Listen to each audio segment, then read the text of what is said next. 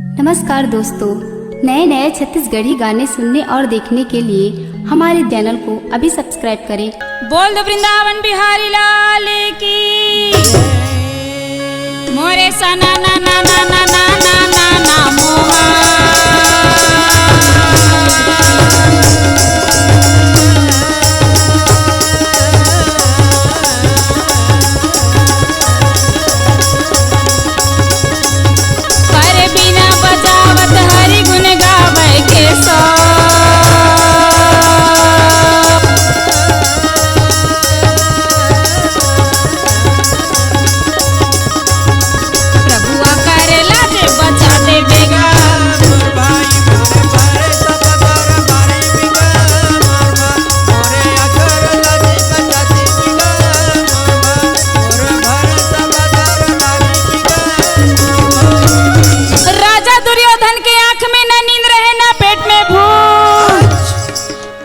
शकुनी है तुम जाके कहे कि हे कुरुपति आप मन के स्थिति का हो गए हवे।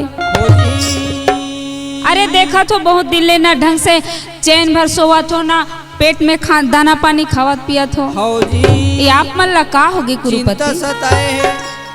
राजा दुर्योधन कहे का बतावा मामा दिल में दर्द मोला भारी है। का बतावा मामा दिल में दर्द मोला भारी है। अरे का बताओ मामा, जे दिन ले गए रहे राजसू यज्ञ में वो दिन देवी द्रौपदी जो ताना दे रिसना वो ताना रात दिन मोर कान में गूंजत रही थी। अरे देवी द्रौपदी के बोली हाल लागे गोली समा तन हमरो ये जलत हवे।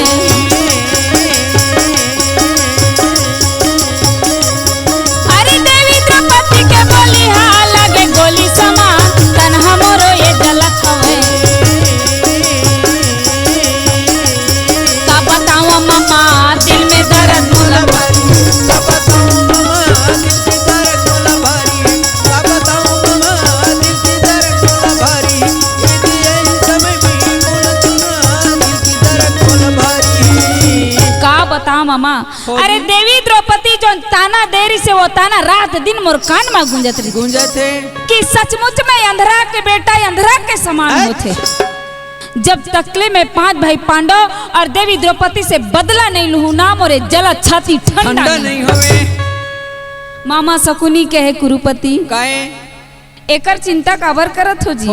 अरे आगू में आवत है देवारी के तिहार हा ओकरे उपलक्ष्य में 5 भाई पांडव ला बुला ले। बढ़िया मौका है और मौका देख के चौका मार ले। मारना है जैसे मामा शकुनी के बात ला सुन करके बड़ा पसंद है इस राजा दुर्योधन ला। चाचा विदुर ला भेज करके 5 भाई पांडव ला हस्तिनापुर में बुला के ले आवे रागी। जैसे 5 भाई पांडव ला देखे तो हाथ जोड़ करके कहे आओ भैया गा भीतर आओ ना।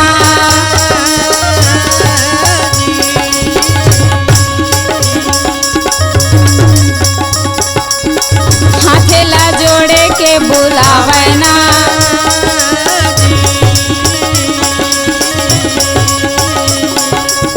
सुंदर आसन में बैठा रहना। आइए भैया आइए। हम तो बिल्कुल भी नहीं सोचे रहन भाई कि हमारे जैसी अभागा ले आप मन दर्शन दे दो। का करे जाए, आओ ये घर के भीतर आओ। आओ भैया गा भीतर आओ ना। अंदर आओ बैठो भाई।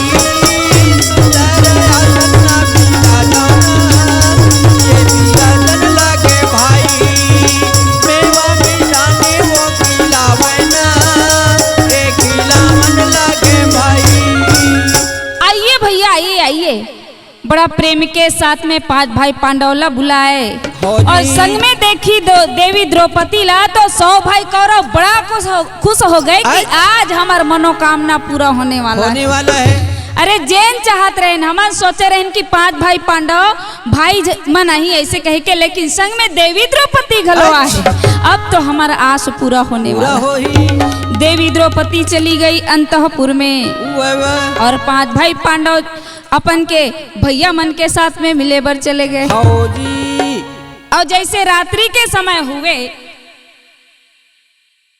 देवदूत है तो आ करके बता के कहे कि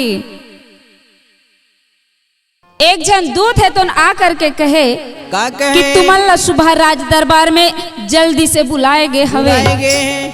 ये बात ला सुन करके पांच भाई पांडव सुबह जल्दी उठ करके तैयार हो गए स्नान ध्यान कर और तैयार होकर राज दरबार में पहुंचे। हाथ जोड़ करके कहे यहाँ जतका भी राजा महाराजा जतिक जन बैठे हो और जतिक जन बड़े हो सबो जन ला हमार तरफ से प्रणाम है और जतका भी छोटे बैठे हो सबो जन ला आशीर्वाद है। धर्मराज के बात चलते रहे और ये डहर राजा दुर्योधन हर दुशासन ला मारे इशारा और कहे ये दुशासन उठना बता रहे हूँ का तोला याद नहीं है का सोच ले। दुशासन कहे अरे हाँ बड़े भैया मैं भुला गए हो जी। दुशासन है तो दौड़ के जा पकड़ के पासा हाथ मालाए भैया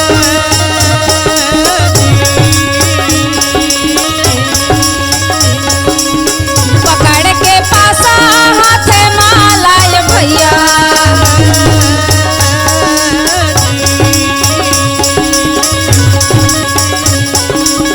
गिन गिन गोटीला मढ़ाएगा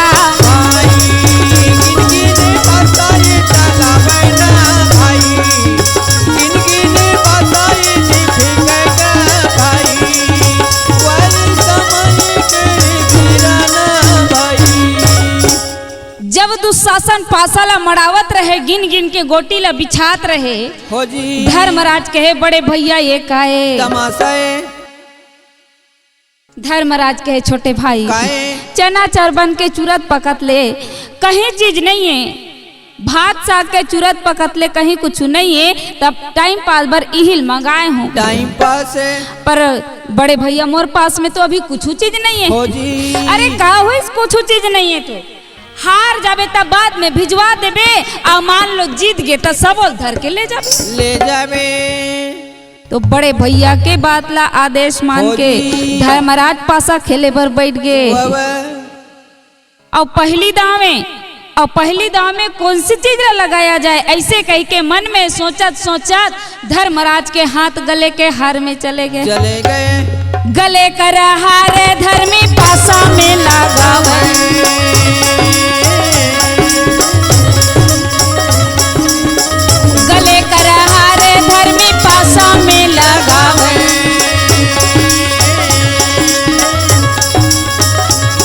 लगावन लागेगा ये लगावन लागे भाई लगावन लागेगा ये लगावन लागे भाई गले कर हारे लगावन लगे भाई गले कर लगावन लगे भाई।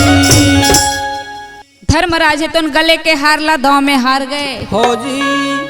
जब गले के हार ला धर्मराज दांव में हार गए तो मती ठिकाना में ना रहे एक एक करके धन दौलत जमीन जायदाद सर्वस्व ला दांव में हार गए। आखिरी में हाथ ला जोड़ करके कहे हाथ जोड़े बिना करके धर्मी बोले भैया कहना बचन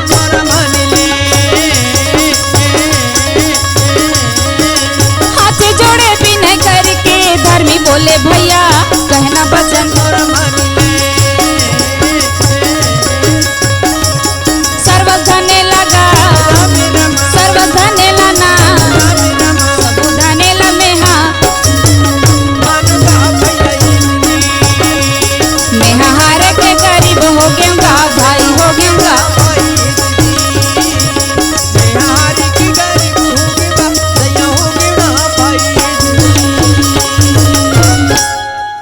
वो समय हाथ ला जोड़ करके धर्मराज है तो विनय करके कहे बड़े भैया मैं सबो चीज ला हार के गरीब हो गए हम हो गए अब मोर पास में कोई चीज नहीं बचे है अब तो मला छुट्टी दे दो बड़े भैया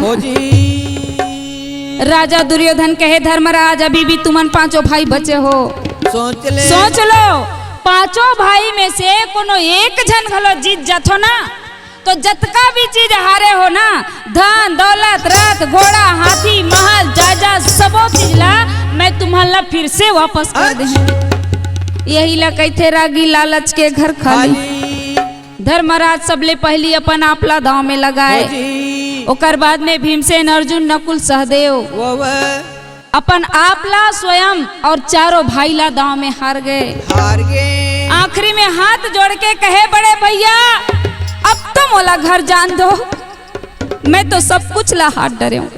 सोच ले। दुर्योधन कहे धर्मराज काहे? अभी भी तय वो मूलधन ला मोर से छुपावा था। मूलधन? हो। अरे सोच ले, यदि वो मूलधन ला दांव में लगा दे और कहीं जीत जाबे ना तो सर्वस्व वापस हो जाए। हो जी। बड़े भैया मोर पास में तो जमीन के अंदर गड़े रही से वो धन ला निकाल के मैं दाव में लगा दे पर ये जो का मूलधन कहा थो कर मतलब मोला समझ में नहीं आवत है। अरे मूलधन के मतलब है द्रौपदी। द्रौपदी के नाम ला जब सुने भीमसेन चिल्ला के कहा दुर्योधन एक बेर द्रौपदी के नाम ला ले दे तो ले दे, कहीं दूसरा बेर नाम लेबे ना जीभ रे पकड़ के खींच दे। धर्मराज देखे कहे बड़ा गड़बड़ है। गड़बड़ है। भीमसेन के गुस्सा बढ़ जाही तहन गए, एक तो हार के हमन ऐसने हमार सिर नीचे हो गए हवे। हो जी। रुके जा मोर भाई मती जा मोर भाई, थोड़कन रुक जा छोटे भाई। अरे जोश से काम नहीं होश से लेना है। हो जी। रुके जा मोर भाई मती जा मोर भाई, हो जी। लड़े भीड़े माता में हनाई आम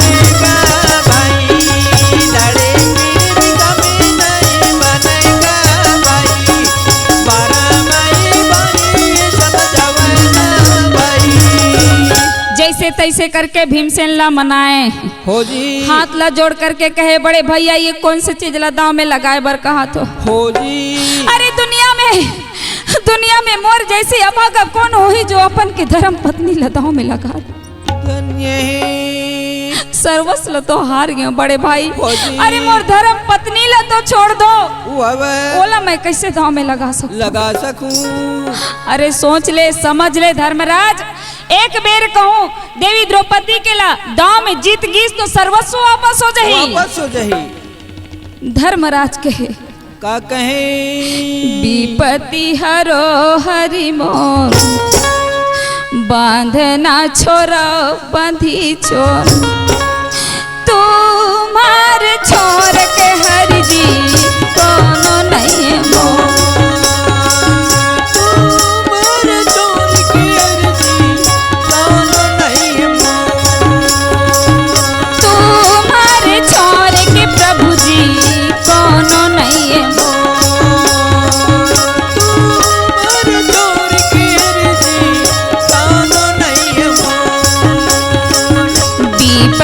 हरो हरि मोर बांधना छोरो बंधी छोर, तुम्हारे छोर के हरि जी कोनो नहीं तुम्हारे छोर के हरि जी कोनो नहीं। दिन दिन वो मर ढलत ही जैसे पानी मघुरे ढेला, दिन दिन वो मर ढलत ही जैसे पानी मघुरे ढेला, दिनों दिन निरस लागत है ये जिंदगी के मेला। दिनों दिन निरस लागत है ये जिंदगी के मेला। विपत्ति हरो हरि मोर बंधना छोरा बंधी छोर, तुम्हारे छोर के हरि जी कोनो नहीं। तुम्हारे छोर के हरि जी कोनो नहीं। तुम्हारे छोर के हरि जी तोरे गुण लगावा कन्हैया,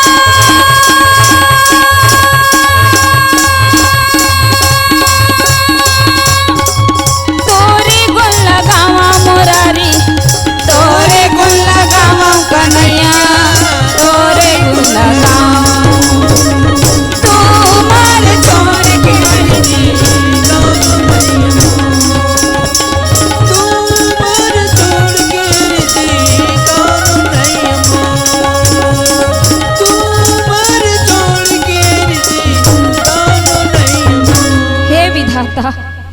मोर कैसन परीक्षा लेवा था धन्य और है मोर ऐसे का दिन आगे हवे जो हो मोर जी। जैसे अभागापन के धर्म पत्नी ला दाव में लगा दाव में लगा दी जैसे तैसे करके देवी द्रौपदी ला दाव में लगा दिए। हो जी राजा दुर्योधन मामा शकुनी ला इशारा करके कहे ये मामा काहे?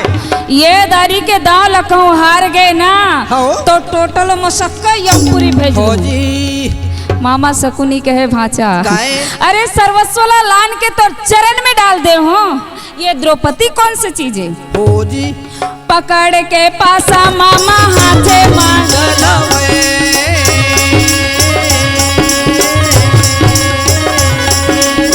पकड़ के पासा मामा हाथे माहिलवे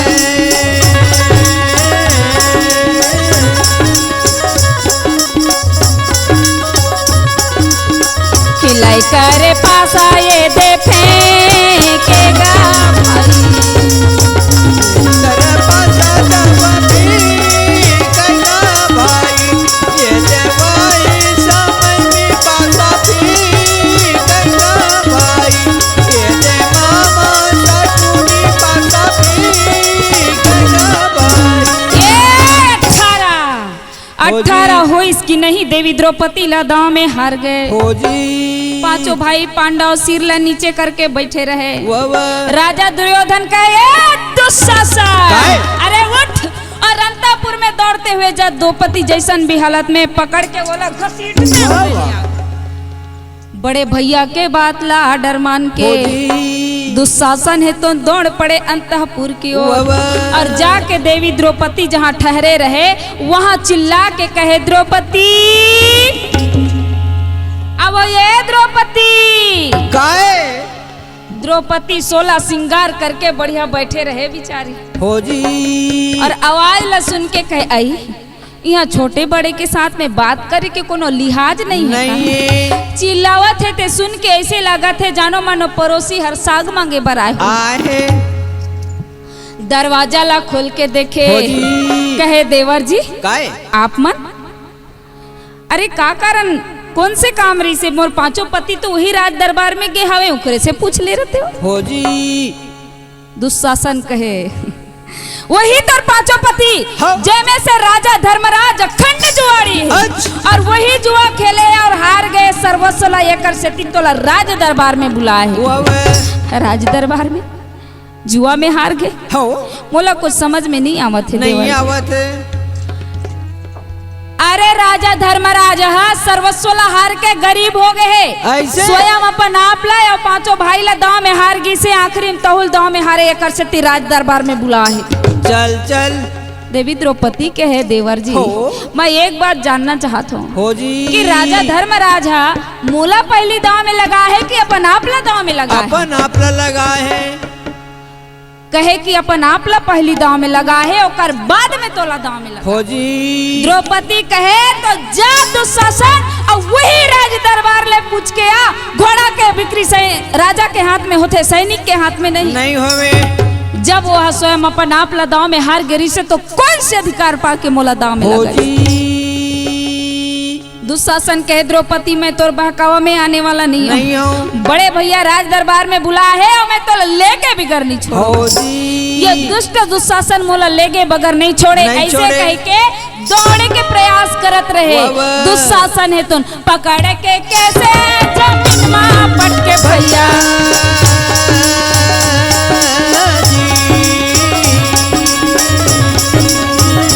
पकड़ के कैसे जमीन मां पट के भैया देवी द्रौपदी है दौड़त रहे पकड़ के केस द्रौपदी ला जमीन में पटक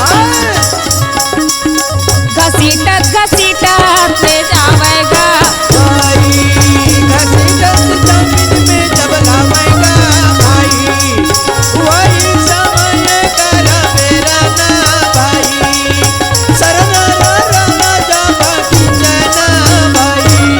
पकड़ के केस जमीन में पटक दी घसीटत घसीटत घसीटत ले जाके राज दरबार में देवी द्रौपदी राज दरबार में बैठे चारों तरफ नजर लगा के देखे, वही भीष्म पितामह, वही गुरु द्रोणाचार्य, वही कृपाचार्य, वही अस्मत्थामा, 100 भाई कौरव, सबके सब विराजमान है, बैठे हैं। और 5 भाई पांडव सिर पकड़ के झुका के बैठे हैं। हो जी चारों तरफ नजर लगा के देखे कहे, हे पितामह, काहे आप मन तो मोर दादा जी हो ना, हो जी मैं तो आप मन के बेटी हूँ, बहू हो ना पितामह।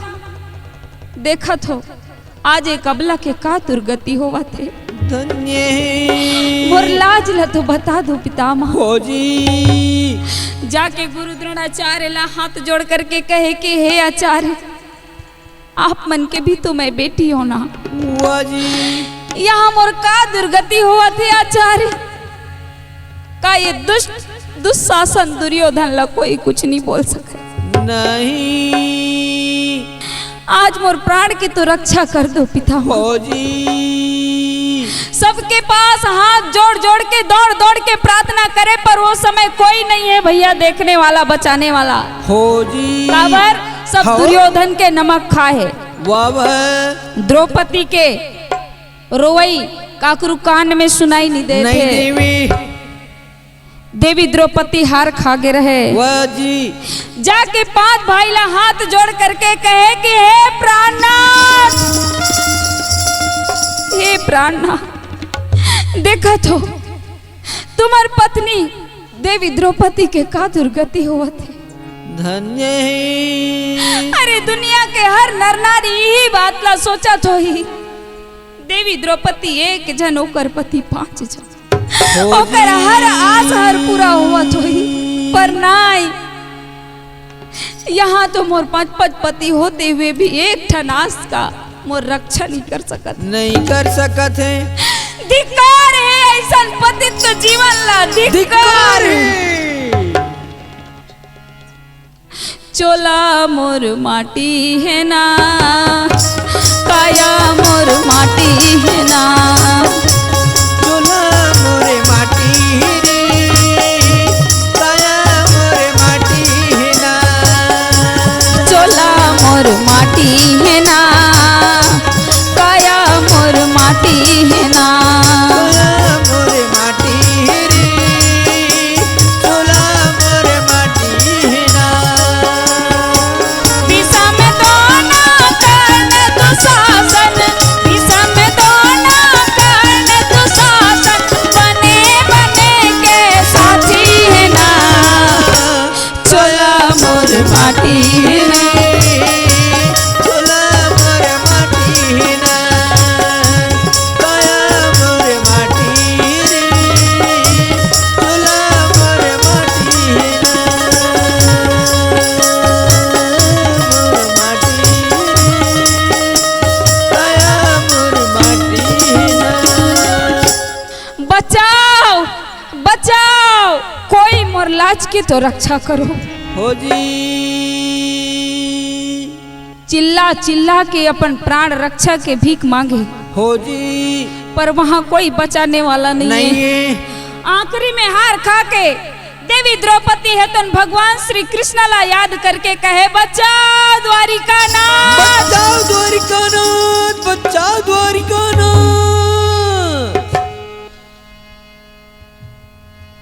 वही समय दुर्योधन है तो दुशासन ला कहे, जी ओ दुशासन, अरे खड़े खड़े तमाशा का देखा था, पकड़ द्रौपदी के साड़ी ला और नग्न करके मोर चंगा में बिठा दे। तो बड़े भैया के आदेश होए बर लगे, हो जी दौड़ के जा दुशासन साड़ी के आंचल ला पकड़ रहे, और ये तरफ देवी द्रौपदी चिल्ला के कहे, बचाओ द्वारिका नाथ, बचाओ द्वारिकानाथ, बचाओ द्वारिकानाथ। और वो समय द्वारिका नाथ भगवान श्री कृष्ण रुक्मिणी के साथ में बैठ के पासा खेलत रहे। हो जी जैसे कान में आवाज गीस पासा खेलत रहा, बोला छोड़ दिस, हो और आगू डहर जाके खड़े हो गए। वाह पाचुले रुक्मिणी आके कहे, हो जी ए स्वामी, ये आप मन ला का होगे, का होगे, आप मन बढ़िया बैठ के पासा खेलत रहे हो, और अभी ये आंख में आंसू, ये का बात होगे कन्हैया? हो जी भगवान श्री कृष्ण कहे रुक्मिणी अच्छा वो देख हस्तिनापुर में देवी द्रौपदी के का दुर्गति हुआ थे। दुष्ट दुशासन देवी द्रौपदी के चीर ले खींचा थे और दुर्योधन नग्न करके जंघा में पिठाए के तैयारी कर डरे है। हो जी आज मोला देवी द्रौपदी पुकारा थे रुक्मिणी, वाह। यदि वहां मैं नहीं जाऊं तो देवी द्रौपदी के लाज बचना मुश्किल है। मुश्किल है। रुक्मिणी कहे जल्दी जा स्वामी, जल्दी जा जल्दी जा। आज यदि देवी द्रौपदी के लाज नहीं बची तो समझ लेना भारतवर्ष के नारी के लाज बचना मुश्किल है। पर मैं नहीं जा सकूं रुक्मिणी। हो जी काबर देवी द्रौपदी अभी भी साड़ी के एक छोर ला पकड़ के खड़े है और मोला पुकारा थे। जैन भक्त है सर्वस्व ला त्याग के दोनों हाथ ऊपर करके छोड़ करके मोर ऊपर समर्पित करके मोला याद करती वही भक्त की मैं रक्षा करता। तब के दारी देवी द्रौपदी है तो अच्छा साड़ी के छोर ला पकड़े रहे वो ला छोड़ दीस और दोनों हाथ ला ऊपर उठा के कहे बच्चा द्वारिका नाथ, बचाओ द्वारिका नाथ। तब के दारी द्वारिका नाथ है तो अपन के गरुड़ में हो के सवार। हो जी वो तो सारा रा रा रा रा रा रा ये लागे भाई वो तो गरुड़ वाहन में मोहन चल चल लागे भाई वो तो पवन समान की सब ये दयावान लागी भाई। पहुंच गए हस्तिनापुर में भगवान श्री कृष्ण हो जी और ऐसे जगह में आए रहे ताकि वाला कोई नहीं देख सके। हो गुप्त रूप में आकर के चीनी उंगली में पीताम्बर ला धारण किए रहे। वहां से देवी द्रौपदी के साड़ी ला पुरोवत रहे। अच्छा ये तरफ देवी द्रौपदी के चीर ला खींचे दुशासन और वो डहले भगवान श्री कृष्ण साड़ी पुरोवत रहे। दोनों के बीच में देवी द्रौपदी चक्र के समान घुमाते और दुशासन मारे जोश के मुंछा में ताव लगाए रहे और पकड़े दोनों हाथ में साड़ी ला। हो जी वो तो जल्दी ये भैया साड़ी की जन लागे भाई वो तो वही का समय में की सब साड़ी की जन लागे भाई वो तो पसीना की मारी मुहर दिल भी जन लागे भाई।